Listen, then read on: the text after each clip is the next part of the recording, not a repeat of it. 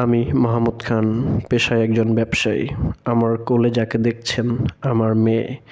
ঠিক গত বছর জুলাই মাসে যখন ছাত্র আন্দোলন চলছিল, ঠিক সেই মুহূর্তে ও আমাদের কোল আলোকিত করে আমাদের সংসারে আসে।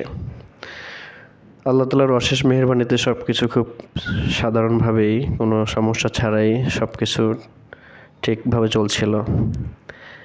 ওর জন্ম হলো, ওকে হসপিটাল থেকে বাসায় নিয়ে আসলাম, সব কিছু ঠিকঠাক। কিন্তু ছাত্র আন্দোলন, সরকার পতন এসবের দাবানলে পড়ে আমার গাড়ির বিজনেসটা তো ধস নেমে যায় এবং আমি খুব ডিপ্রেশনে চলে যাই।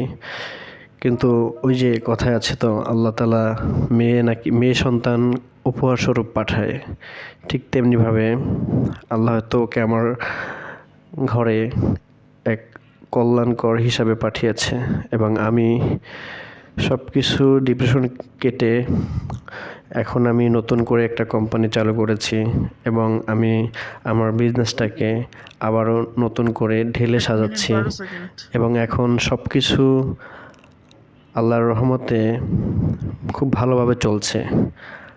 আশা করি সামনের দিনগুলোতে ভালোভাবে চলতে পারবো। সকলের কাছে দোয়া প্রার্থী এবং আপনারা আমার কন্যা সন্তানের জন্য দোয়া করবেন, ওকে যেন মানুষের মতো